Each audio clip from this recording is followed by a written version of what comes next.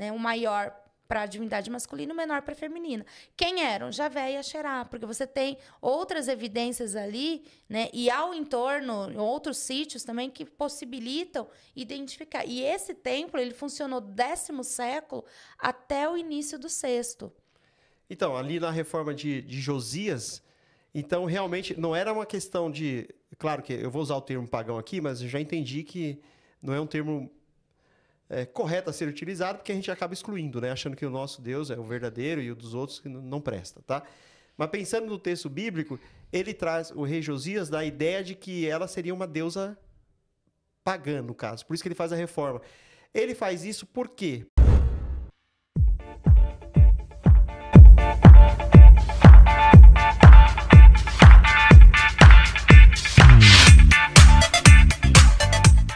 Olá, tudo bem com você? Que bom que você está aí. Nós estamos aqui para mais uma roda de conversas aqui no nosso podcast Liberchat.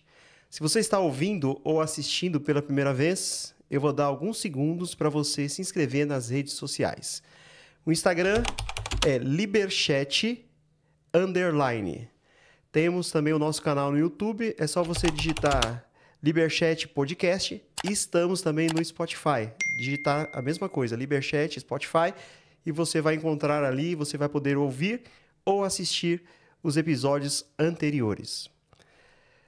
Antes de começarmos aqui a nossa conversa, eu vou dar um tempinho aí para você que já se inscreveu no nosso canal, já aproveitar e enviar esse vídeo aí para pelo menos 5, 10 pessoas, tá? E eu sempre digo que não é obrigatório você enviar só para 10 ou 5 pessoas. Você pode enviar para o máximo de pessoas que você puder, inclusive para todos os seus contatos.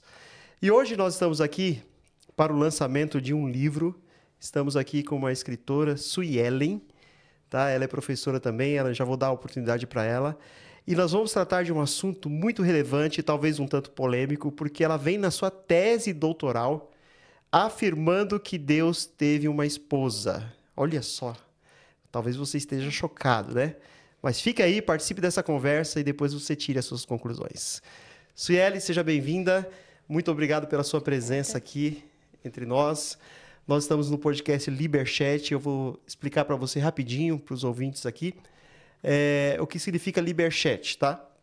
Quem já assistiu os episódios anteriores já sabe como é que funciona, mas sempre tem chegado pessoas novas no canal. Então, liber é a junção de duas palavras, a ideia de liberdade. E chat é aquele bate-papo que você tem. Então, aqui você fique à vontade, fique tranquila. Você poderá expor as suas ideias tranquilamente, porque você tem liberdade para falar aqui no nosso podcast, tá bom? Então, muito obrigado pela sua presença aqui. Eu sei que não é fácil, você é uma mulher compromissada, teve que se ajustar aí na agenda, correr aqui com o horário para a gente poder bater esse bate-papo aqui, mas eu tenho certeza que será muito relevante. Então, fique à vontade, já se apresenta para o pessoal aí, fala quem você é, de onde vem, e a gente vai bater esse bate-papo aqui, tá bom? Continuar aqui. Primeiramente, obrigada, José Wilson, obrigada, né, tá aqui no podcast. Acho que essa é uma ideia muito importante, a gente ter esses espaços de liberdade para conversar, para a gente divulgar a pesquisa, né? Obrigado a todos e a todas as pessoas que estão nos ouvindo, né, nos assistindo, e poder falar aqui, divulgar a pesquisa e um pouco também dessa discussão, para que ela não fique só na academia, né, mas isso possa acessar as outras pessoas também.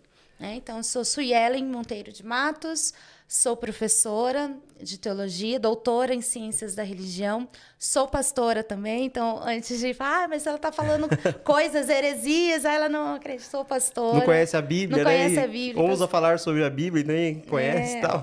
Então, assim, mas sou não, pastora, né, também, né? Tem essa questão religiosa também, mas uma coisa é uma coisa, outra coisa é outra coisa. Porque quando você vai pesquisar, por mais que você tenha algumas motivações pessoais, você precisa se distanciar do objeto de pesquisa. Você precisa olhar para ele como objeto de pesquisa. E esse foi o intuito de começar a pesquisa a respeito desse tema, né, das sagradas de Axerá e Javé. Eu acredito que quando se fala sobre Bíblia, né, sobre religião, e geralmente quando a pessoa vai ler o texto bíblico, geralmente ela já vai com um pressuposto, né?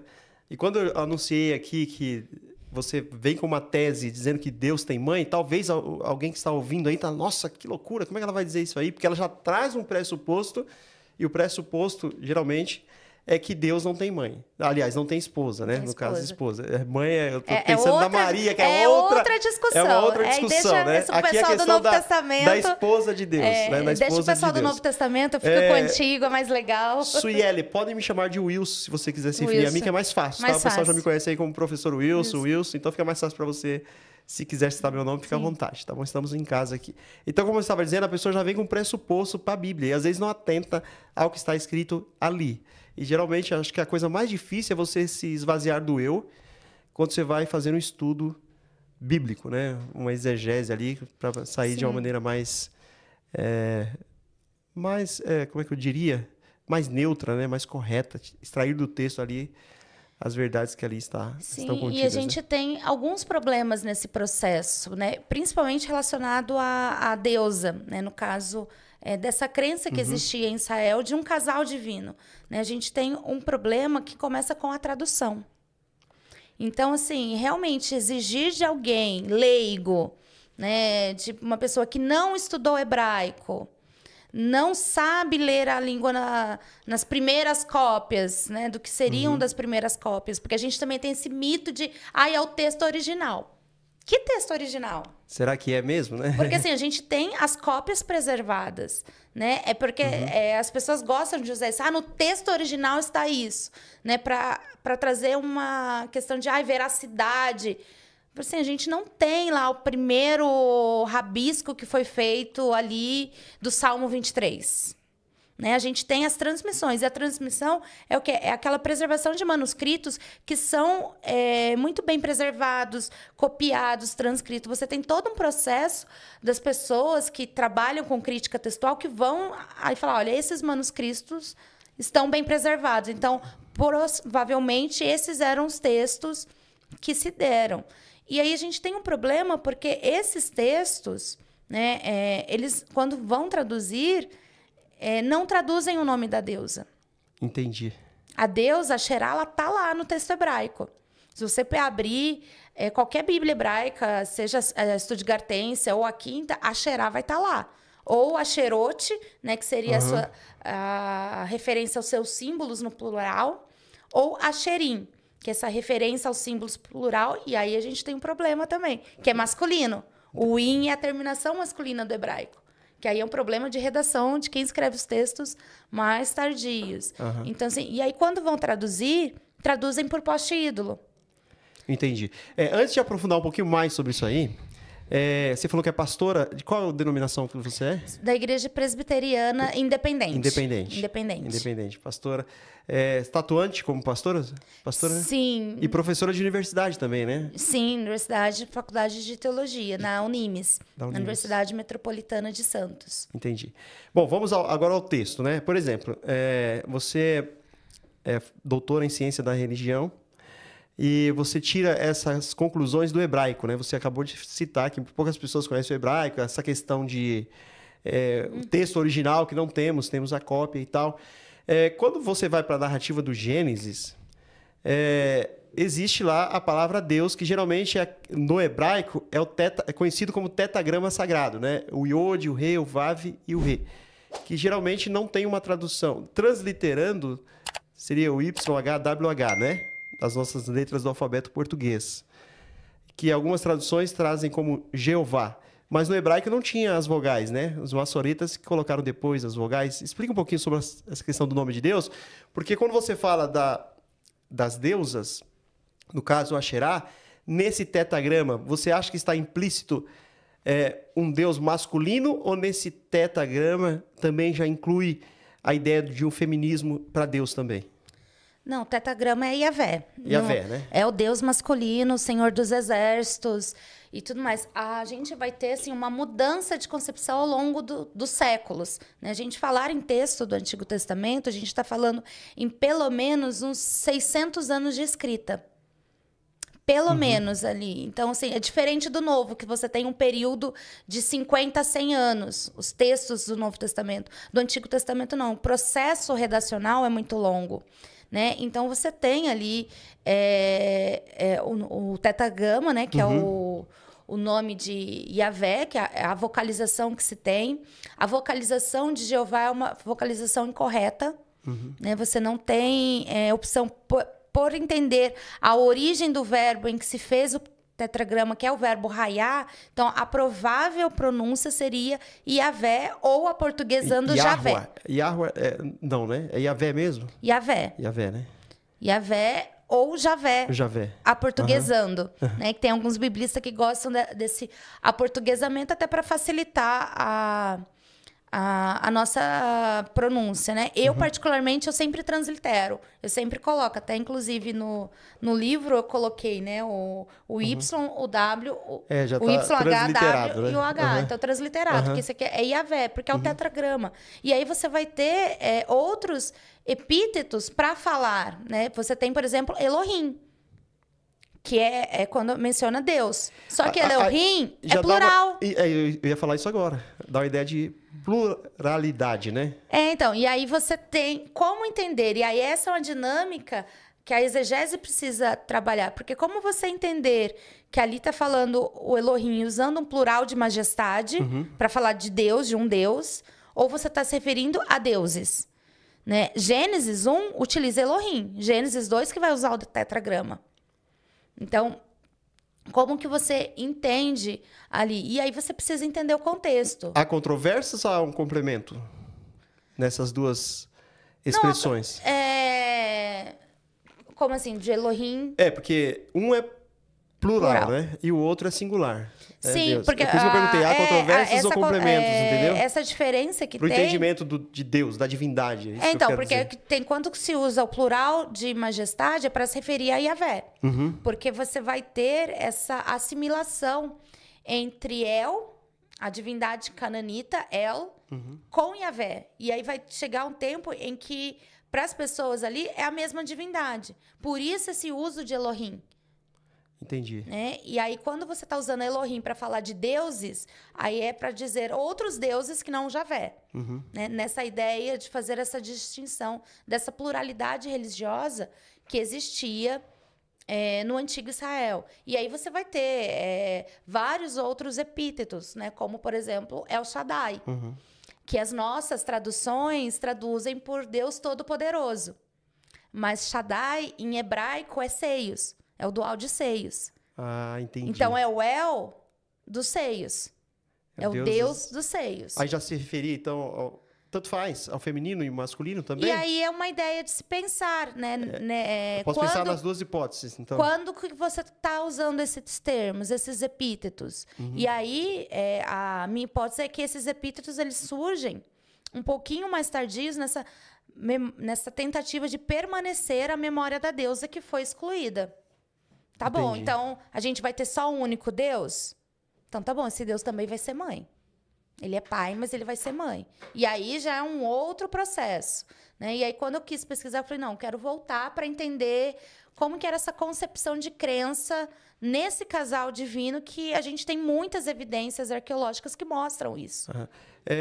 Pensando ainda um pouquinho no hebraico, Asherah, como é que ela está no hebraico? Que aí está transliterado? Ou a pronúncia é essa mesma? A pronúncia é essa mesma, né? É Asherah, né? Aí eu fiz essa transliteração aportuguesando, né? Mas ela aparece Asherah no texto bíblico, referindo-se a Deus 7 vezes. E aí você tem um dos textos que... E para mim é o mais interessante, que é o texto que eu fiz a exegese no meu livro, que é o texto de 2 Reis 23, de 4 a 14, que é o texto da reestruturação religiosa de Josias. Que aí diz que tirou de dentro do templo, da casa de Yahvé, a Asherah. Então, se você está ali com um artigo no hebraico, referindo-se à deusa. Entendi. Definido, no caso, definido, né? Ali. É a deusa que tirou de lá. Né? Assim, a representação da deusa.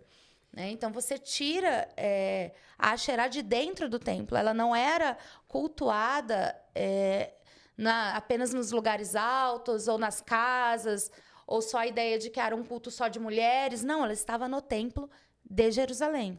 Tá. Talvez alguém aí que conheça da Bíblia pode estar falando assim, não, mas ela está falando da deusa, realmente tem lá, que é uma reforma que o rei Josias, né, faz ali na reestruturação do templo, da adoração ao único Deus monoteísta. E o contexto ali não seria de uma deusa pagã? Ou por que foi colocado como uma deusa pagã nos subtítulos das Bíblias que se encontram acessíveis a nós, né? No caso, no português? E seria uma deusa realmente... Era uma crença de uma deusa realmente considerada... Não sei se eu estou sendo bem claro aqui. Considerada uma deusa verdadeira que eles adoravam. E depois Josias vem com a ideia de que ela era uma deusa pagã. A gente tem um processo, né, que é esse processo redacional da Bíblia, o Antigo Testamento como está dado hoje. Uhum. Esse Antigo Testamento, essa redação final, ele vai te levar a crer, né, como está escrito, você fizer uma leitura síncrona, assim, começar em Gênesis, terminar em Malaquias. Sem exegese nenhuma, sem né? exegese nenhuma, tal, ele vai te levar a entender que sempre foi monoteísta e aí teve o tempo de desvio do povo que foi idólatra e cultuaram divindades estrangeiras. E aí a Xerá entra como uma divindade estrangeira. Eu não gosto desse termo pagão, porque a gente julga valor, né? E eu nem uso reforma de Josias pra gente não julgar valor. Que aí não fica inclusivo, né? No porque caso, assim, né? Você exclui, né? Você coloca, é pagão, é mal. Então, você julga o valor. Deus que você adora é o único verdadeiro, é o único outro verdadeiro. É mal. Entendi. E aí você cria muitos viés para intolerância religiosa. Né? E essa própria ideia, né, que muito se utiliza nos comentários bíblicos em geral, assim, reforma de Josias. Mas quando a gente pensa em reforma, a gente pensa em algo que está ruim, que está quebrado, que precisa consertar.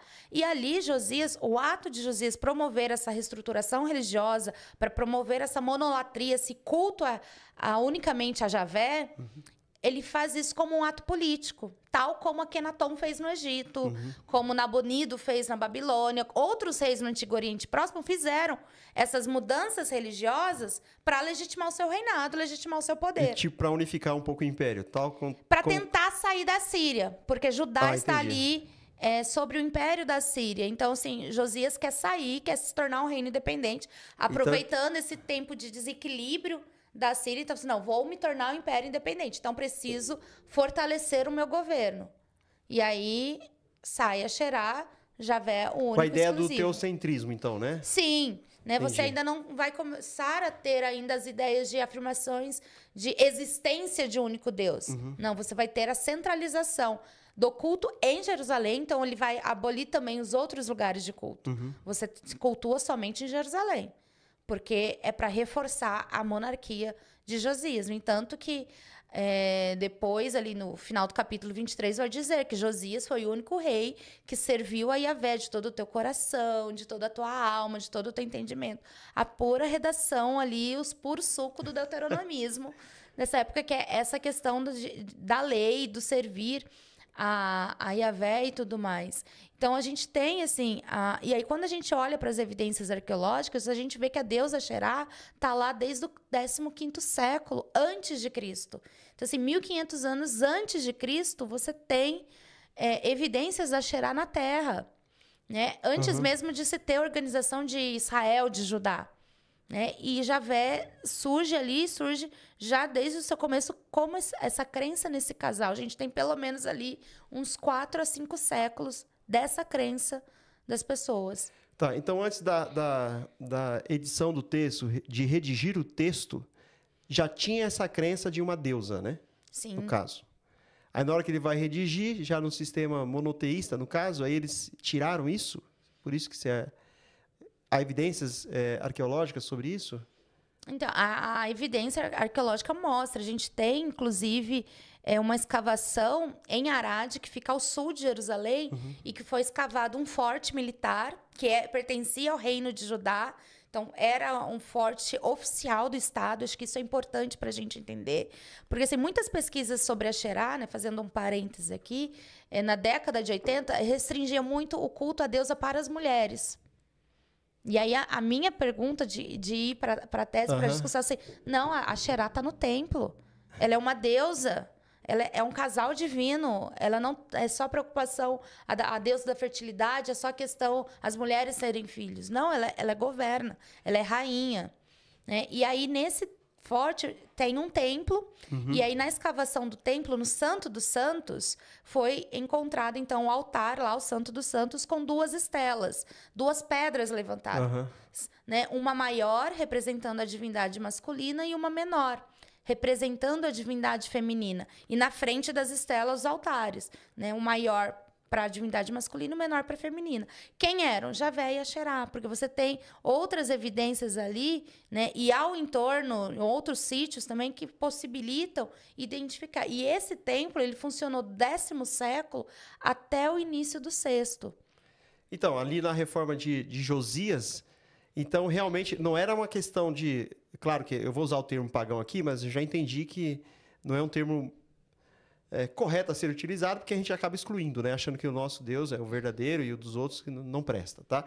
Mas pensando no texto bíblico, ele traz o rei Josias da ideia de que ela seria uma deusa pagã, no caso. Por isso que ele faz a reforma. Ele faz isso por quê? Porque se já era um costume você pesquisou sobre isso? Se já era um costume deles adorarem a deusa, representa o deus masculino e a deusa feminino, por que ele faz isso? Centralização de poder. Para ele também se centralizar representante de Deus, seria isso? O rei, a figura do rei, ele já é entendido como essa representação divina. Por isso a figura da rainha também é. Né? Eu trabalho isso na minha tese a respeito das Gebirás, né? Das rainhas mães como representação de Axerá. Então, Josias ele faz essa reestruturação religiosa para centralizar o seu poder e o seu governo. Ele e a corte. A gente precisa lembrar sempre que Josias sobe ao trono com 8 anos de idade. Ele não governou. Quem governa são os escribas, são os sacerdotes, são o povo da terra, né? O povo que ajudou Josias a subir ao trono com um golpe. A gente precisa lembrar desses detalhes, né? Dessas sucessões de trono que tem. Até porque a reforma, acho que é no 18º ou no 8º ano do rei, ou 18º, né? Que ele faz a reforma, né? Porque a época que ele já estava... da estruturação, ele já está na maioridade. Então, aí né? ele mesmo fazendo. Mas ele não deixa esse pessoal de lado. Continua ali. Então, é nessa centralização de poder, esse jogo político para fortalecer. Vamos tentar uma independência em relação ao Império Assírio. E aí, o texto inteiro vai falar que ele não só Axerá, mas ele queima os utensílios para Baal, para as divindades astrais, né? Tira os outros sacerdotes, centraliza o sacerdócio e o culto em Jerusalém, né? E aí você vai fazer com muitas aspas, para a gente não usar termos anacrônicos, né? Esse divórcio de Javé com Axerá, né? Mas ali ainda não entendendo assim, tirando como uma deusa pagã. Mas não, eu preciso centralizar o poder aqui. E a minha divindade única e exclusivamente vai ser Javé. Então, você vai instituir essa monolatria. Ninguém vai adorar mais. Só que aí, assim, realmente, de fato, isso aconteceu? De fato, essa reestruturação da corte funcionou em todos os lugares? É uma boa pergunta. Então, até a reestruturação ali de Josias, ela não era vista como uma deusa pagã. Não. Não era uma deusa... adorada, cultuada normalmente. Normalmente ao lado de Javé. Até o 7º século, a gente tem, do 10º século ao 7º século, a gente tem muitas evidências mostrando isso. Seja epigrafia, seja texto, seja imagens. Ou objetos de culto, ou o próprio altar de Arad, que para mim é uma das principais evidências, porque você está mostrando o Santo dos Santos, que era em Arad e era em Jerusalém. A dificuldade de Jerusalém é que a gente não tem escavação em Jerusalém por conta da cidade construída em cima. Então, a gente não sabe. Mas se você tem Arad, que é um templo da monarquia de Judá, então é em Jerusalém também. Né? Porque é da monarquia. Né? Então, você tem essa questão que era esse culto. Né? E aí você vai ter na Bíblia esse indício que você vai ver quando tem a proibição, por exemplo, em Deuteronômio 16, vai proibir de se plantar uma Axerá ao lado do altar de Javé. Você não proíbe algo que não aconteça. Ninguém faz uma lei proibir, é proibido fumar se ninguém estava fumando, né? No local fechado. Primeiro, é como se tem a sombra porque existe a realidade, né, no caso, né? Sim, você não faz uma lei, vamos proibir o uso de chiclete. De uma nota de R$3, vamos supor. Se ninguém estivesse usando chiclete em momentos inadequados, né? Ó, nota de R$3. Então, assim, e isso a gente começa a entender.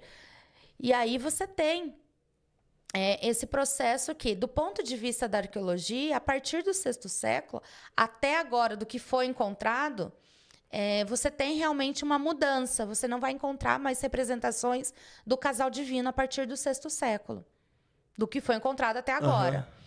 Mas da deusa você encontra, ela sozinha. Entendi. Nos textos bíblicos, eu me lembro aqui agora de 2, tá? Em Jeremias, acho que 44:17, acho que o Salmo 45, verso 9, ele vai trazer uma expressão, rainha do céu. Tá? Uma deusa, se referindo a uma deusa, no caso, rainha do céu. Essas traduções que chegam para nós hoje como rainha do céu se refere à deusa Asherá? A de Jeremias, sim. A do Salmo eu preciso olhar, porque eu não lembro dessa do Salmo. Né? Essa do Salmo eu preciso... o Salmo eu preciso olhar o hebraico, porque uma coisa é a tradução do português. Tá na forma poética, né? Salmo está na forma poética, né? Talvez... porque aí eu realmente precisaria... Mas Jeremias Jeremias, sim, porque aí você está fazendo a referência à deusa. Porque a reclamação das mulheres lá para Jeremias, né, e da família, assim, olha, a gente parou de oferecer bolos, de queimar a lenha, a família parou de se envolver ao culto à rainha dos céus. E esse texto já é ali o período em que Jeremias é levado para o Egito junto com o pessoal que foge para o Egito. Para o Egito ou para a Babilônia? Para o Egito, eles estão no Egito. Que é o grupo que foge para o Egito quando a Babilônia invade Jerusalém. Né? Porque tem a Babilônia invade, aí você tem os deportados, tem os que ficaram na terra e os que fugiram para o Egito. E aí Jeremias é levado para o Egito. Então, as pessoas que estão lá no Egito falam, olha, a situação que a gente está aqui, a interpretação da realidade dele é assim, a gente está aqui nessa situação porque paramos de cultuar a deusa. Né? Então, você mostra ali também essa questão, olha, de certa forma, a reestruturação religiosa de Josias teve algum efeito. Só que as pessoas estão sentindo falta, né? Estão problematizando as situações, né? Porque a gente parou esse culto, por isso que a gente, então, está nessa situação. A gente foi invadido, a gente teve que ser deportado, né? Então, você tem ali essa referência a Asherá, sim. Asherá. Nas Bíblias, geralmente, não traz muito esse nome, né? Foi tirado, praticamente, né? É para dar a ideia do monoteísmo mesmo? Sabe por que eu estou falando isso? Porque eu entendo... Me corrija, tá? Se é professora, tá aqui para isso, tá? E nós estamos aqui aprendendo, debatendo e conversando, né? Dialogando, né? Eu entendo que a palavra Deus se refere a um título, tá? Eu não quero entrar na questão da teologia sistemática aqui, mas eu estou pensando na etimologia da palavra. Por quê? Porque se são 3 pessoas que compõem a divindade, e aí eu já entro com uma pergunta. Uma dessas pessoas, então, seria o feminino? Seria uma mulher, no caso, Asherá? Porque a gente conhece o Deus Pai, certo? Que algumas pessoas falam que traduz como Yahvé ou Jeová, Javé, como a gente falou aqui no início.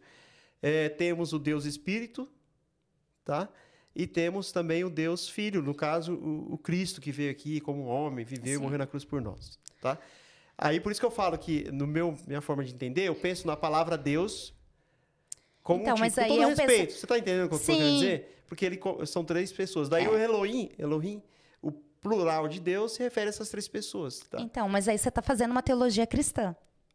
Tá, então vamos lá. Trabalhe isso aí comigo aqui, por favor. Porque, assim, essa sua concepção é teologia cristã. Então, para teologia cristã, então a gente vai olhar Novo Testamento e aí... Foge do Não, mas eu estou pensando no hebraico. Então, mas aí você não pode botar Cristo no hebraico. Jesus não nasceu. Não dá para botar Cristo aonde não tem.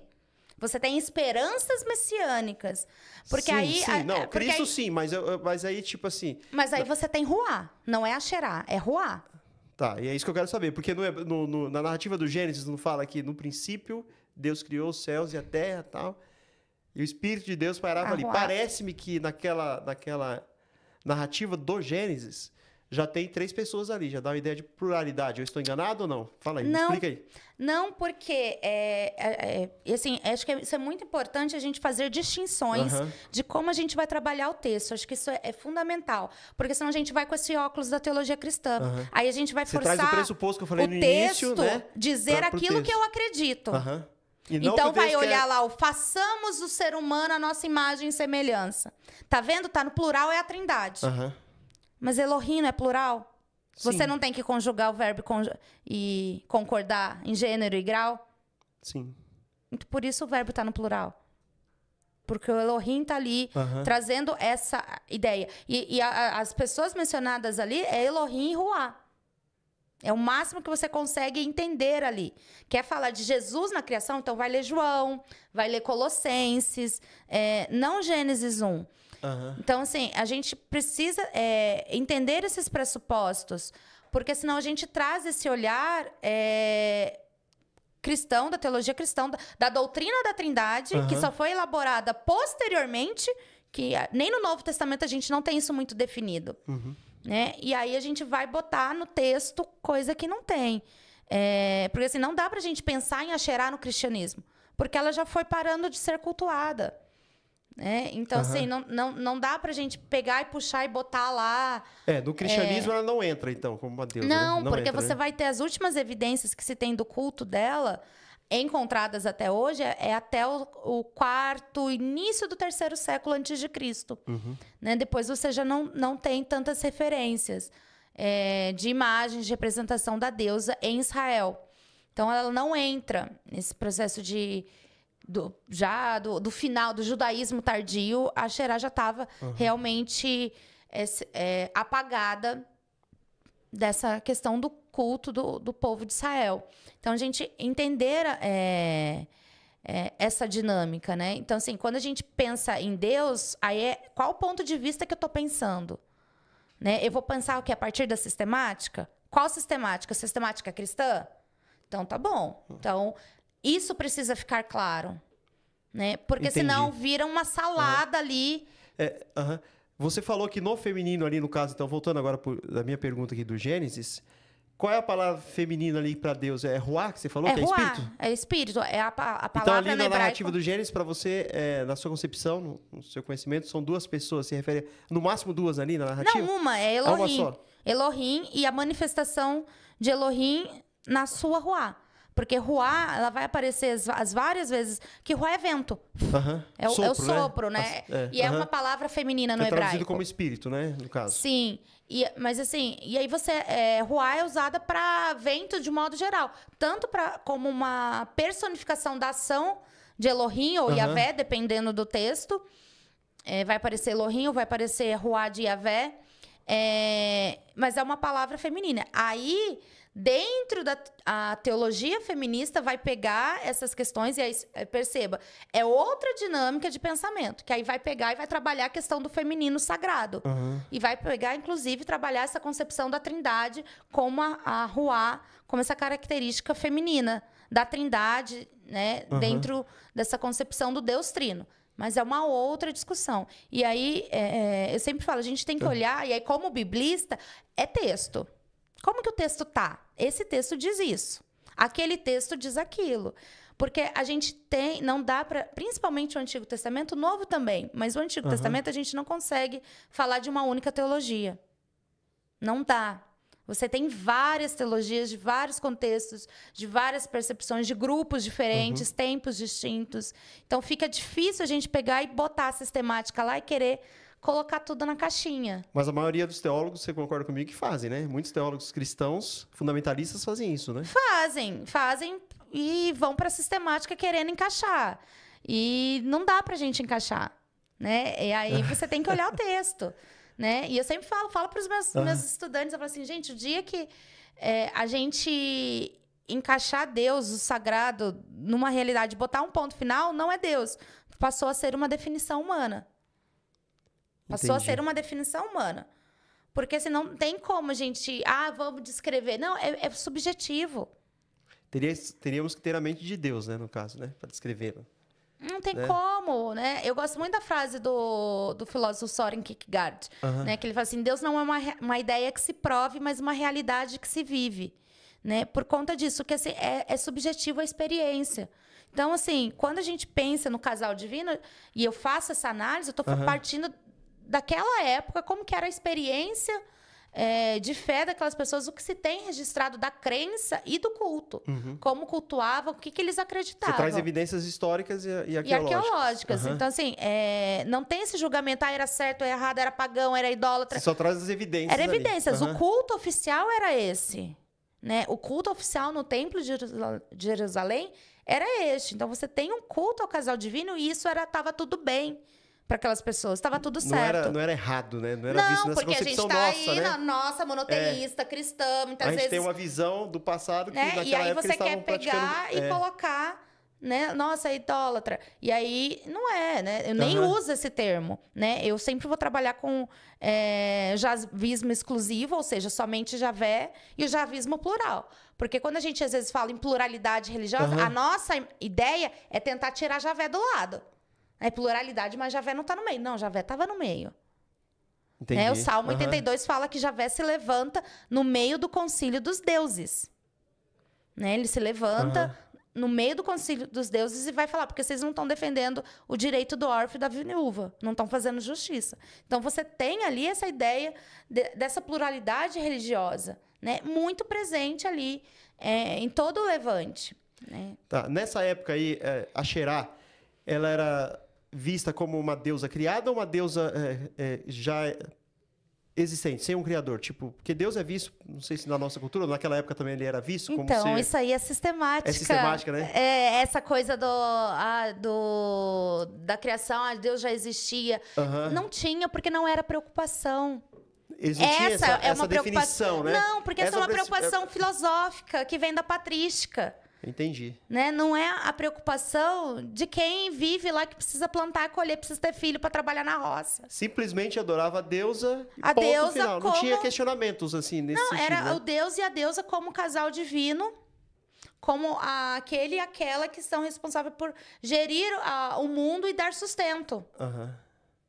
Né? E dar sustento. Inclusive, Javé é visto também como uma divindade da fertilidade. A gente tende a deixar só Asherá e Baal. Mas para quem Ana faz a oração e o voto quando pede filho? Segundo o texto de Samuel. Para Javé. Para Javé, a Deus, né? A Deus. E entendendo, né, Javé também como essa divindade da fertilidade.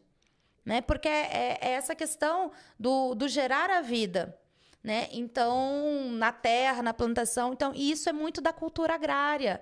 Né? Esse culto agrário, que eu também não gosto, tem minhas críticas. Então, eles nem tinham ideia de idolatria, não. Era Deus...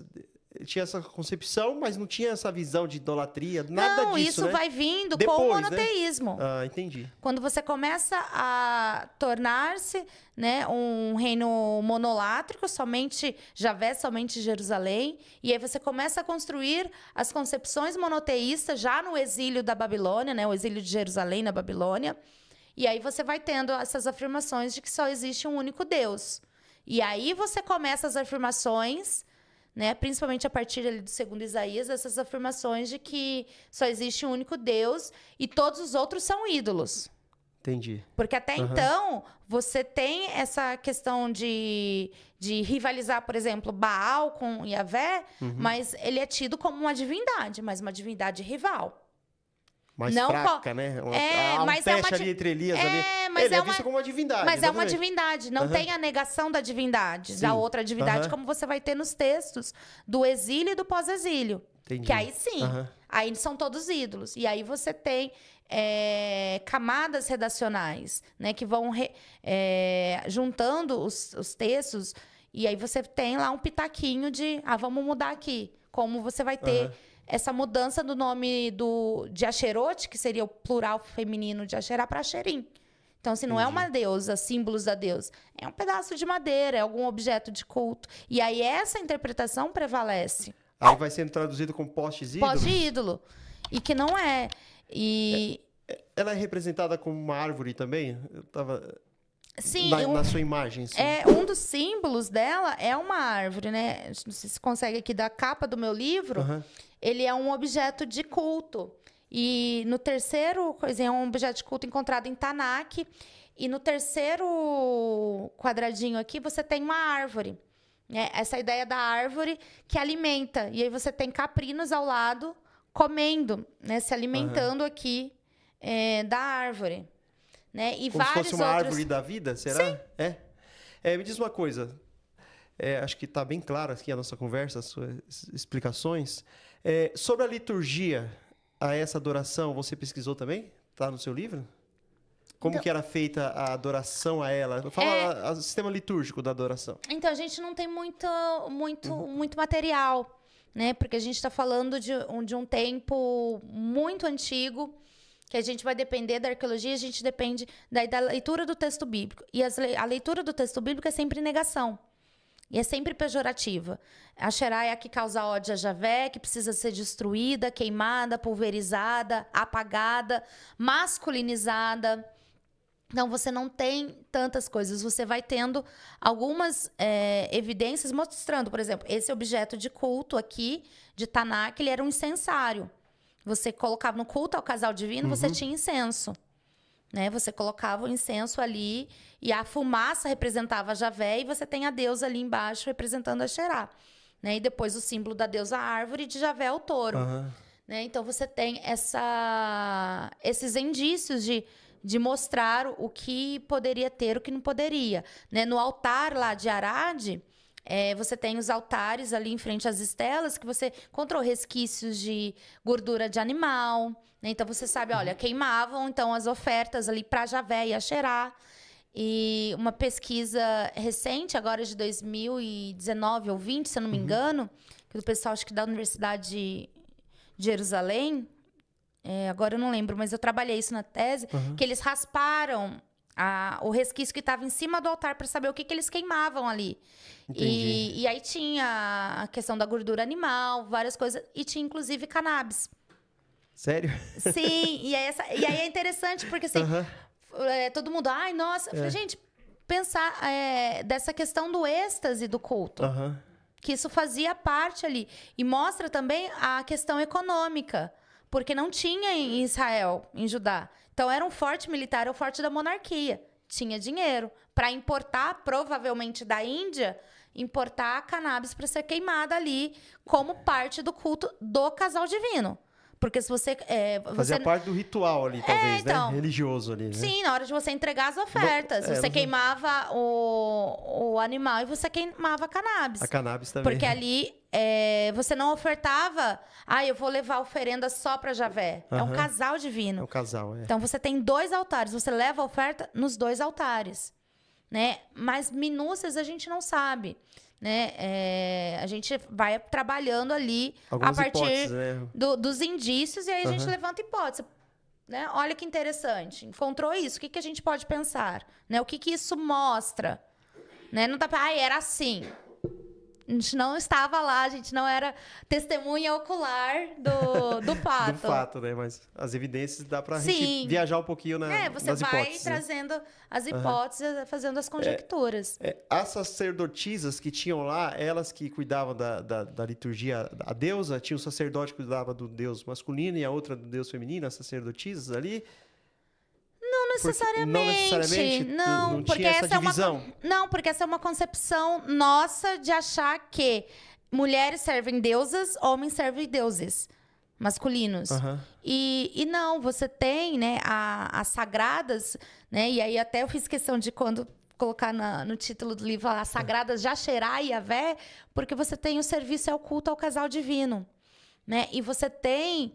o texto de Jeremias mostra muito essa questão dessa preocupação de todo mundo, da família inteira, com a deusa, de participar. Não é um culto das mulheres. Essa foi minha crítica com os autores, principalmente da década de 80, de seguir essa lógica patriarcal, de que culto a deusa são só as mulheres, culto ao deus masculino são só os homens. E quando você vai analisar toda a questão do sacerdócio de mulheres no Antigo Oriente Próximo, elas poderiam tanto servir a divindades femininas quanto masculinas, ou ambas, quando se tratavam de casal divino.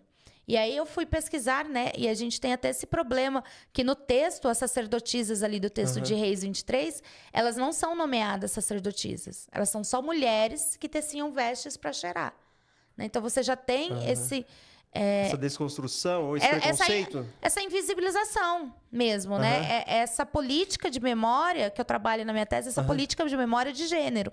Né? Porque eu trabalho a partir do conceito do Paul Ricoeur de que toda narrativa é seletiva. Você escolhe o que narrar e o que esquecer. E aí ele vai trabalhar a questão do abuso de memória, do abuso de esquecimento, né? O que interessa contar da história? Porque o livro dos reis é tido como vou contar a história oficial dos reis de Israel e Judá. O que interessa na versão contar? De quem, né? O que interessa contar? Para quem detém o poder que está escrevendo? Né? Então você tem ali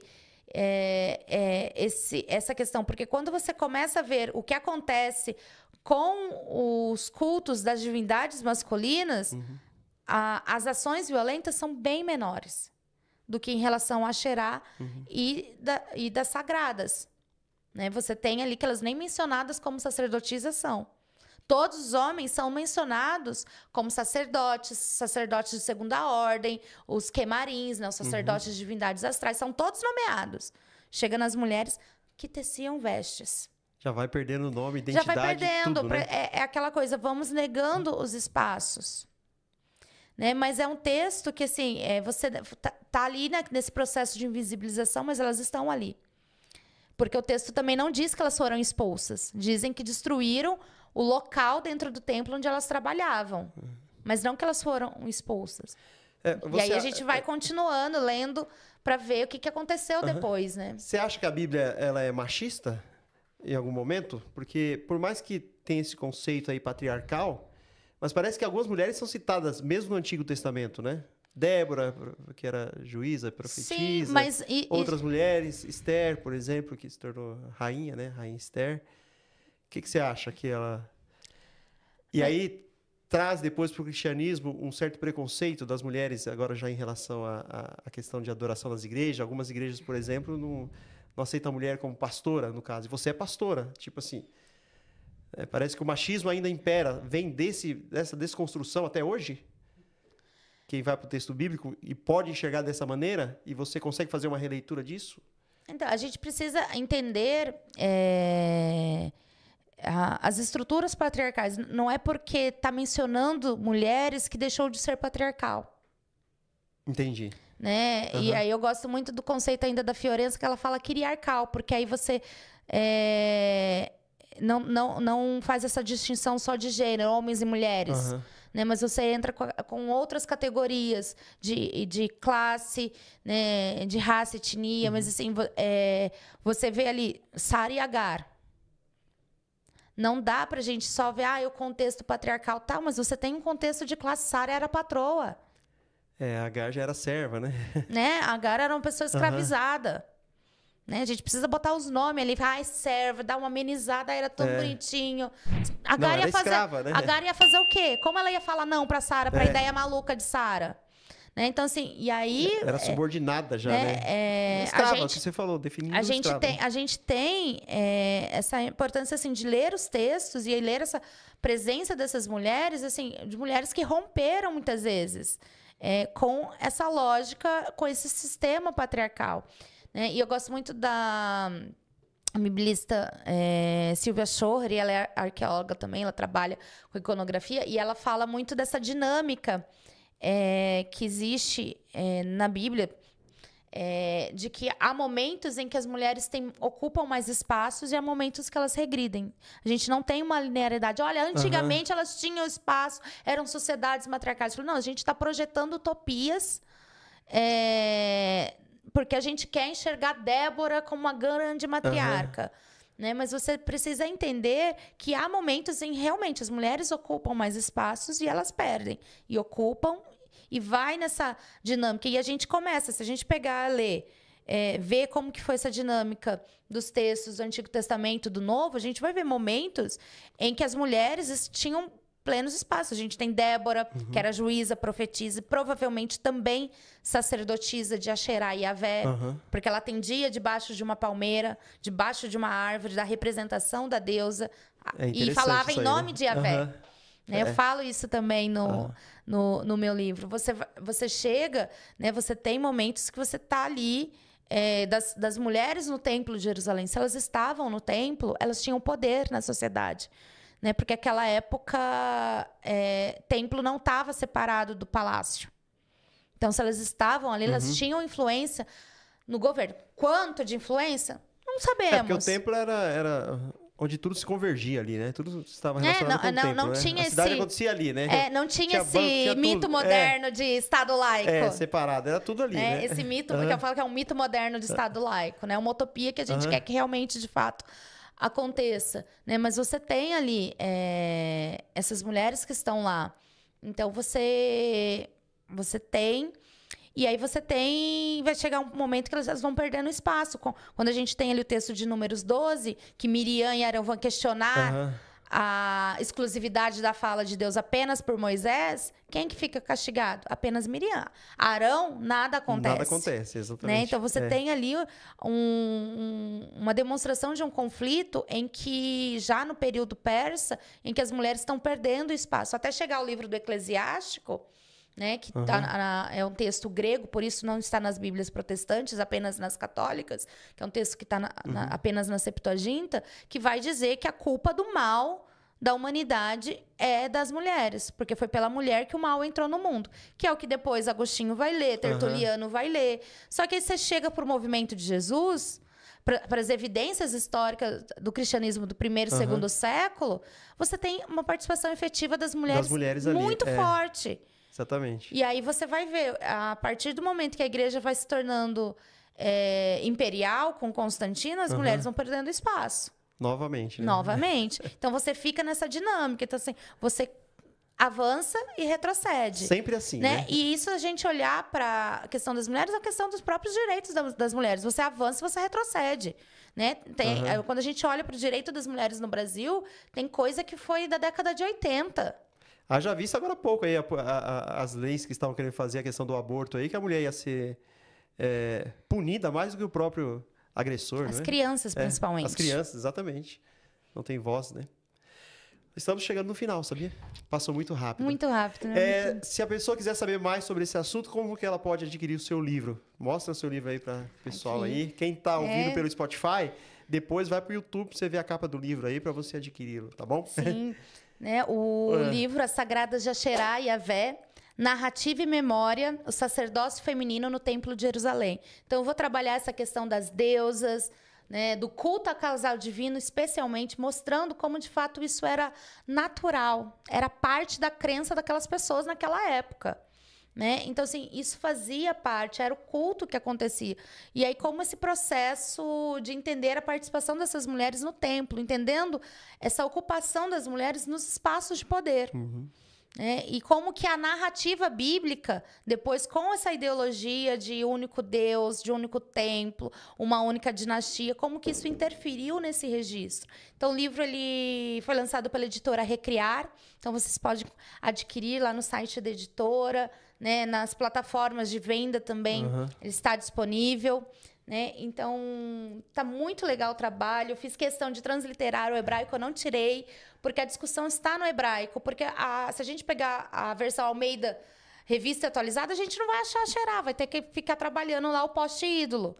Né? Mas eu já fiz com uma outra conotação. Uma outra conotação já idolátrica e não de uma deusa, de uma divindade cultuada. Né? Então, eu fiz isso pensando, assim, não, eu quero que esse conhecimento acadêmico também alcance outras pessoas que não necessariamente sejam da área de Bíblia, sejam da área de ciências da religião, mas que possam alcançar e abrir os horizontes para pensar outros meios, entender como que é esse processo da mudança das crenças. Nem sempre. A gente pode, daqui 50 anos, mudar a forma que a gente pensa sobre o sagrado. Com certeza, né? É vivendo e aprendendo. E o conhecimento ele é progressivo, né? Uma última questão aqui, bem rapidinho aqui, que já estamos quase estourando o nosso tempo, tá bom? E você também tem compromisso daqui a pouco, né? Me diz uma coisa, você tem recebido muitas críticas? Olha, eu recebi alguns comentários, assim, que... Aqui é o momento de você falar, tem a liberdade de se defender então, aqui. eu recebi os comentários que eu na verdade, eu dou algumas gargalhadas e falo assim, ai, gente, não vou perder meu tempo. Eu fiquei 4 anos e meio estudando, pesquisando trabalho sério, acadêmico, avaliado por uma banca, né? 4 professores leram meu trabalho, né? 3 professoras e um professor leram meu trabalho, avaliaram, questionaram, pra gente escrever frase em hate de reels de internet de 2 minutos. Quer discutir meu tema? Faz uma resenha. Né? Vou fazer igual os pesquisadores. Lê o livro, ouça ou assista o podcast aqui. Aí depois você escreve. Inteiro, aí escreve assim, mas fundamenta. Não é assim, ai, não gostei, tá errado. Vai no hebraico, vai na arqueologia, né? Tá errado. Tá errado por quê? Porque não bate, não condiz com a tua crença. Né? Então, assim, porque a gente precisa entender as evidências estão aí. Agora, se a gente vai ser ignorante e menosprezar, aí a gente está sendo realmente ali, ó, não está sendo fiel, porque a evidência está ali. Exatamente. A evidência você vê e você entende. Não tá falando, e não tô falando assim, agora todo mundo vai lá, vamos passar a acreditar em Javé e Asherá. Não, crença é crença, a crença é de cada um. Né, que é trabalhando e trabalha isso. Olha, a história foi assim. Depois mudou e mudou e mudou. Se a gente for juntar a linha toda, tem muitas mudanças. E o conhecimento nunca é demais. Vale a pena conhecer. Sim. Eu aprendi muito com você aqui. Eu já quero muito agradecer mais uma vez pelo conhecimento que você trouxe para nós, pelo livro que você escreveu, pela pesquisa. Parabéns, porque eu sei que não é fácil. Eu também sou da área acadêmica. E dá trabalho, viu, gente? Pesquisar, escrever, conversar com o professor aqui, orientador, até chegar a uma tese como esta, e de muito relevante, trazendo dados históricos para nós. Então, muito obrigado. Como pastor agora, qual mensagem você diria para as mulheres que em determinado momento se sentem, nesses altos e baixos aí que você diz, né, excluídas, né, do campo religioso, do campo bíblico aí? Qual mensagem você deixaria para elas agora, especificamente para elas, né, que as mulheres precisam ocupem de espaço os também. seus espaços. Os espaços são nossos. Dom e vocação é divina e não é a instituição A, B, C ou D que vai dizer você não tem o dom. O dom é divino e aí o texto do Novo Testamento vai dizer que é concedido ao ser humano conforme Jesus quer. Tá o texto lá de Efésios. Então, assim, antropos, é ser humano.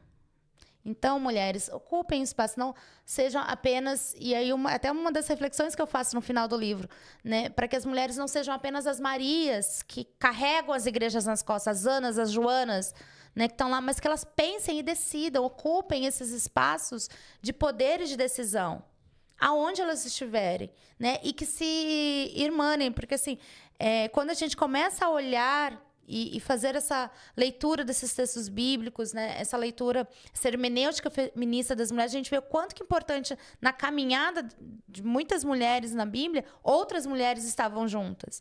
Né? A própria questão de Miriam, de número 12, né? A comunidade estava junto com ela, porque o povo não andou enquanto ela não ficou curada. Verdade. Você tem toda a violência, a exclusão de Miriam lá. Não tá, ela não pode, ela ficou com lepra porque questionou o santo do Moisés. Mas o povo não andou enquanto ela não foi curada. Né? Então, isso se arraigue mesmo nessa irmandade e ocupem os espaços que são nossos. Né? Então, resgatar a memória. Acho que é muito importante isso, do resgatar a memória para que não se perca. E para que a gente visibilize as mulheres da nossa convivência também. Né? As mulheres que foram importantes na nossa caminhada religiosa, na nossa caminhada acadêmica. Né? Essa foi uma das questões. Quando foi pensar na minha banca, eu falei, eu quero pelo menos 50% mulher. Né? Falei para o meu orientador, falei, eu quero pelo menos metade da banca mulheres. E aí a gente começou a pensar, tal, e aí acabou ficando, eram 3 professores, era meu orientador, era 3 professores e 2 professores, né? Meu orientador e mais um. E aí eu fiquei super feliz, falei, tá do jeito que eu queria. Né? Perfeito. Sueli, mais uma vez, muito obrigado pela sua presença aqui, que Deus continue te abençoando, parabéns mais uma vez pela sua tese aí. Deixe seu contato, suas redes sociais, o pessoal quiser entrar em contato com você, Instagram, vai estar na tela aí, você anota, mas pode falar aí, porque tem gente que está ouvindo pelo Spotify, sim, então... Sim. Primeiramente, muito obrigada, Wilson, por esse espaço, a gente poder discutir, né, e dialogar arqueologia, história, né, fazer essa conversa com a sistemática também. Eu sempre fui indo para sistemática, né, que eu sou mais sistemático, você volta para a história, volta para arqueologia, volta para o texto. Isso que é bacana, né? Dá para dialogar, isso que é legal. E é o legal do Liberchat, né, de ter essa liberdade de a gente poder conversar e dialogar. Então, pode me seguir lá nas redes sociais, no Instagram, né, então é Suelen, SUEHLLENMM. Esse é o meu Instagram. E a partir de lá você consegue ter acesso às outras informações também. Tenho lá o link do academia.edu, que vai ter os artigos que eu já publiquei, né? Então, as informações um pouco mais acadêmicas dos textos, né? A gente sempre está escrevendo artigos, que acaba sendo mais rápido, ainda mais quando a gente está na academia. A gente precisa disso também para o Lattes, então lá a gente se encontra. É isso aí, gente. Tenho certeza que vocês gostaram aí do nosso bate-papo. Vai seguir a Suelen aí nas redes sociais, vai entrar em contato com ela, vai conversar, mas não perturbe não, tá? Troca ideia, pergunta, que ela com certeza, de maneira generosa, vai tirar as suas dúvidas, né? Leia o livro também antes de questionar alguma coisa, tá bom? Se você ainda não segue nas redes sociais, lembre-se do nosso Instagram, Liberchat_, o YouTube, Liberchat, o Spotify também, Liberchat. Um abraço pro Vitor, que edita os nossos vídeos aí, né? Tá o Instagram dele aí também. Lembrando a você também das nossas palestras, né? A equipe do Liberchat vai até você com palestras motivacionais, palestras em escolas também sobre racismo, bullying. Só contactar-nos, nós estaremos aí com você, tá bom? Muito obrigado, que Deus abençoe você e toda a sua família. E não esqueça, hein? Deus era... Fala isso, Ellen. Casado. Casado. Tchau, Pelo tchau, um abraço. Pelo menos uns 4 séculos. Tchau, tchau. Tchau, um abraço.